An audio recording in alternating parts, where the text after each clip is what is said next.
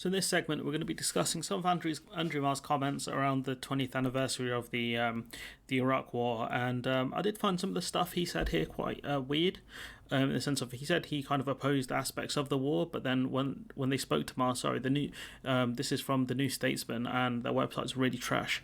But in a jaw-dropping statement, this is at the time here, the BBC's political editor, Andrew Marr, described how Blair's critics, quote, aren't going to thank him because they're only human for being right when they've been wrong. It would be entirely ungracious even for his critics not to acknowledge that tonight he stands as a larger man and a stronger prime minister as a result, end quote. I think that's, around the end of the fall of Baghdad. They asked Marr, so the New Statesman asked Marr how he could claim that Blair had been vindicated, given the arguments of his critics, that Iraq was unlikely to have retained any capability to use weapons of mass destruction, that this could have been confirmed peacefully, and that war would increase the likelihood of terrorism, emboldening US hawks, and cause chaos and suffering in Iraq. Marr replied that he agreed on the need to find WMD, saying, quote, I did say and believe that he had been proven right about Baghdad's seizure and reaction of Iraqis. Ellipses, this does not represent my or the BBC's final judgment on the war, end quote. And I think maybe he's talking about how easy it was for them to take Baghdad in the end, but again, really bizarre statements that he made here. And of course, we know what panned out after the Iraq War. There was a massive increase in terrorism. We had obviously the advent of ISIS, amongst other kind of terrorist groups. It did embolden US warhawks to start lots of wars, around the Middle East and Africa. Cause chaos and suffering in Iraq. It did. You had people saying, "Oh, we wish we had Saddam back." That's how bad it was. So we'll cut to the clip here. There's a lot of preamble. 2003 was a year in which we lost, not gained, respect around the world. Without the Iraq War, Tony Blair would be remembered by history very differently. There would probably have been no rise of the anti-war Jeremy Corbyn in the Labour Party.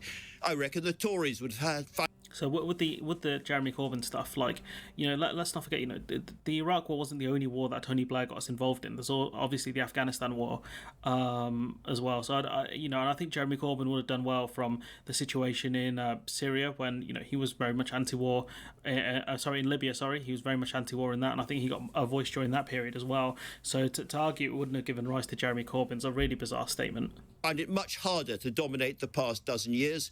So perhaps without the Iraq War, less austerity, no Brexit, no Boris Johnson premiership. I mean, this is all kind of nonsensical multiverse theory where, the multiverse, the idea that, for each decision you make, two outcomes happen, but you'd be going deep in the multiverse to find this stuff. And, let's not pretend that the Tories won the 2010 election or got, a coalition because of the Iraq War. They got it because of the Great Recession, in which, yes, you can argue Labour spent a lot of money on the credit card for the war, did a lot of borrowing and didn't put us in a financially strong position.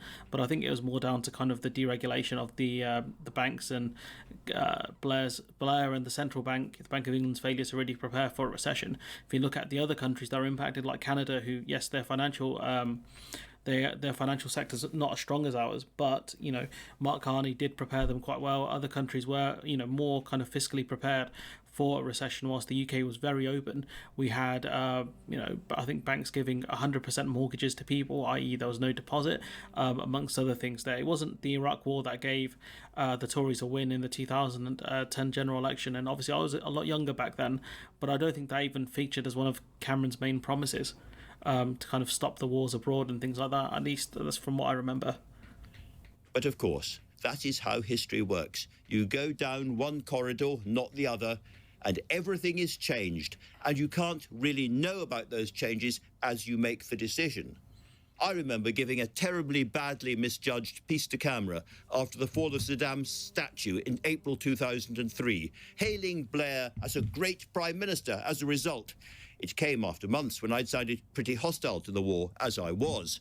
I had expected a bloody battle outside Baghdad involving the loss of many British troops, and I'd never thought that invading Iraq would somehow produce a calm desert democracy in Minnesota with palm trees. He did have some bizarre statements, though, that we mentioned before about the Iraq War. And also, I think people today forget the intense emotion after 9/11, the absolute determination to stand alongside the Americans following that moment of spectacular horror. All that said, I frankly feel ashamed of what I said on that particular day. In my diary, I find I went to bed perplexed, unsure, and exhausted. And 20 years on, there's plenty of shame and embarrassment still to go round. I want to finish by reminding you of words from a famous speech Tony Blair made at Labour's 2001 conference. I do appreciate him taking some responsibility. Obviously, as a media figure, you don't have a ton of responsibility in the decisions government makes. But I think, the best thing that kind of someone like him, who has obviously a much bigger media presence than I do, than I will ever have, is to criticise the government where they deserve it and where you think they deserve it, especially when it comes to bad foreign policy decisions. And, not heap praise on them when the initial thing goes right, because, winning the war is one thing, but really the aftermath is sometimes the bigger problem. When you look at Weimar Germany, for example, once the Great Depression hit, they were incredibly more fragile, and they were overcome very easily. In the end, they only lasted for, I think, 15 years. Post-war planning is so important, and that's something the West has failed to do in the Middle East and North Africa for such a long time now. That is, before the war, but after the Twin Towers attack. The starving, the wretched, he said, the dispossessed, the ignorant, those living in want and squalor, from the deserts of northern Africa to the slums of Gaza to the mountain ranges of Afghanistan. They too are our cause. This is a moment to seize. The kaleidoscope has been shaken. The pieces are in flux. Soon they will settle again. Before they do, let us reorder this world around us. I quote those words not to mock, but to point out that we did reorder the world, just absolutely not in the way intended. And it's the way the world has gone, kind of since the fall of Iraq, it's been an absolute disaster for the Middle East. It's been, a disaster for Europe as well. It's been a nightmare all round, and that's something where, it starts with Iraq, really. It really does.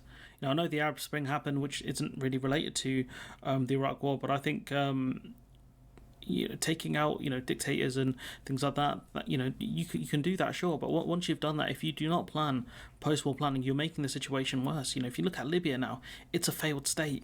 An absolute failed state, and that was another Western intervention that just went completely wrong here. And if you're gonna do interventions and take out dictators, picking and choosing them, especially when there are some that are much worse than others, is always a weird thing when you argue about human rights. But I think more importantly, I think you either do, extensive amounts of post-war planning and really, really understand the people that you're invading, and how to fix that country or how to help that country, or you just don't do it. Because at the end of the day, if you look at Iraq now, it's not in a great situation, and especially with when you had the rise of ISIS, you had lots of people saying I wish Saddam was back. Lots of Iraqis saying I wish Saddam was back, and that's terrifying. It's terrifying for people to want a dictator to come back in, because of the fact that the situation is just worse. It's just a nightmare all around, and I think that British, sort of not just British, kind of all media people have to be very, very careful when they cover kind of wars, especially when their own country's involved in it. Not to spread propaganda, to really push the government and ask them, is this necessary here? Because people are going to die. People are going to die as a result of this. And what happens when you win? What happens? What do you do then? What's the world going to look like then? What's this country going to look like then? These are things that people, especially in the media, need to ask politicians.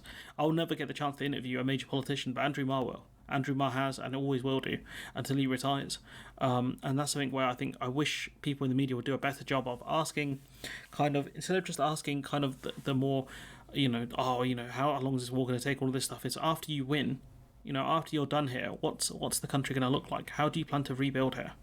That's a question I wish they would ask more of. In the context of Ukraine as well, I'd love to know what kind of the people's plans are if the Ukrainians can beat back the Russians, which looks, as days pass, that's more likely going to happen.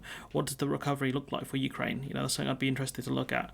But anyways, I'm at risk of rambling too much. Let me know what you think in the comments below. Like, comment, share, subscribe. Support the channel on Patreon if you can, and hopefully I'll see you in the next one.